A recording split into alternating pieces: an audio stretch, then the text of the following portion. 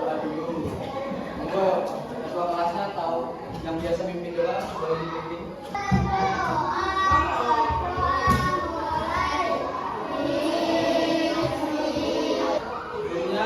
Di sini hadir semua atau tidak hadir nih? Berapa orang? Siapa? Barang atau mengantar mereka. Oke, Gigi, apa?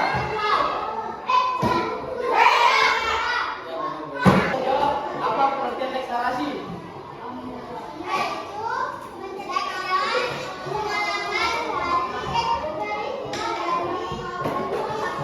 Kalau kamu?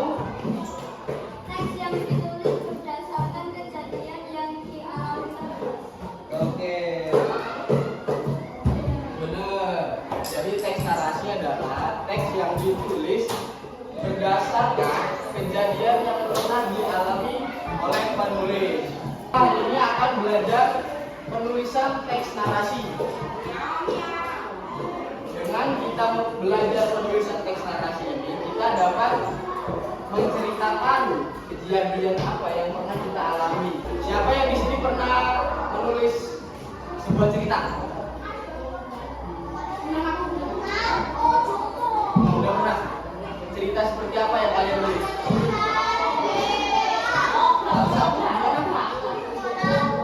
Sekolah. Mungkin kalau kamu lebaran. Di dalam cerita tersebut kalian menuliskannya ada strukturnya nggak? Ada. Oke, jadi kita akan belajar yang namanya penulisan teks narasi. Kan tadi kita udah tahu apa itu teks narasi. Selanjutnya kita bicara tentang struktur. Jadi di dalam teks narasi, dalam membuat dan menulis teks narasi itu ada yang namanya struktur. Jadi struktur adalah susunan atau urutan dari berbagai bagian dalam suatu teks yang bertujuan untuk mencapaikan pesan atau informasi kepada pembaca. Kira-kira nih menurut kalian struktur ini penting nggak untuk membuat teks narasi? Ini sangat penting bagi kita untuk menulis teks narasi. Nah, di sini ada 4 struktur teks narasi. Yang pertama namanya orientasi. Oke, mau siapa satu orang yang membaca? Diulang dari awal ya baca, biar teman-temannya dengar. Ayo. Secara sederhananya, orientasi ini adalah pengenalan tokoh, latar, dan tempat. Yang kedua ada namanya komplikasi. Komplikasi sederhananya itu adalah mulai timbulnya masalah pada sebuah cerita. Dan yang ketiga adalah resolusi. Kalau resolusi itu masalah yang ada di komplikasi tadi mulai perlahan mereda. Dan koda. Koda ini adalah yang terakhir. Koda itu sederhananya adalah pesan dan kesan terhadap sebuah cerita tadi. Jadi keempat struktur ini sangat berhubungan dan berkaitan. Ini ada contoh dari teks narasi yang sudah saya buat.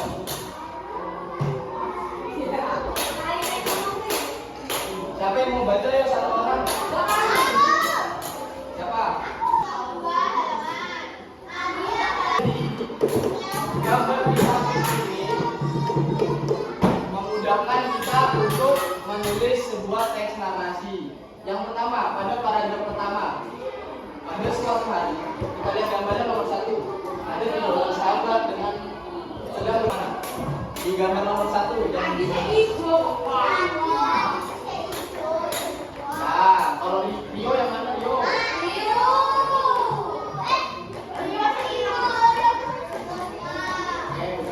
Kalau satunya Dimas? Nah, fokus.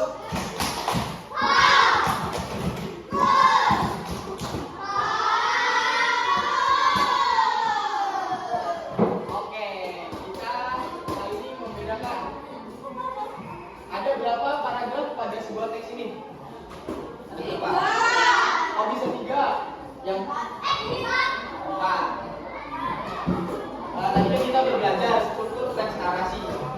Yang pertama paragraf keberapa yang orientasi, paragraf keberapa yang komplikasi, dan seterusnya. selanjutnya.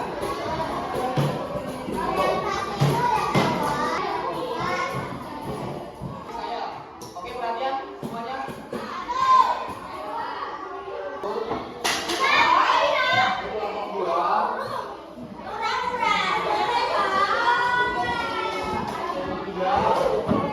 kelompok 4.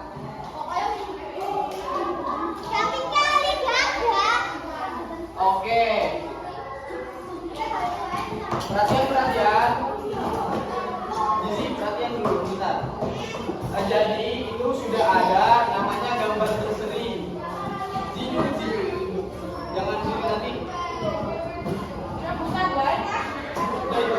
Jadi nanti kalian jawab pertanyaan yang sudah saya berikan dan kalian tuliskan sebuah teks narasi berdasarkan gambar tersebut. Dengan adanya gambar narasi tadi memudahkan kalian untuk menuliskan sebuah teks narasi. Oke, silakan dikerjakan. Saya kasih waktu sebentar aja, paling sekitar 20 menit. Karena sebentar lagi kalian istirahat. Ayo semuanya dikerjakan, berdiskusi sama temennya, bisa bingung tanya gimana? Ini Foto loh.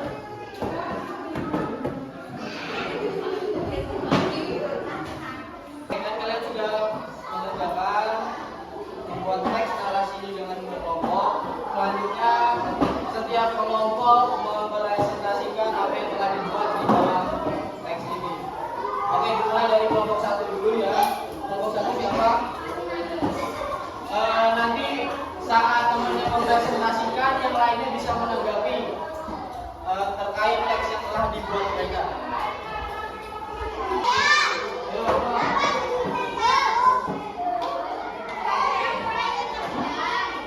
ini akan saya nilai kelompok mana yang pekerjaannya paling bagus dan kelompok mana yang paling aktif. Ada nanti intinya kelompok mana yang paling aktif, yang paling bagus dan yang paling disiplin, gak disiplin. Oke, semuanya kita sudah belajar tentang menulis sebuah teks narasi. Selama pembelajaran tadi, kira-kira kalian ada yang susah nggak saat memahami materi?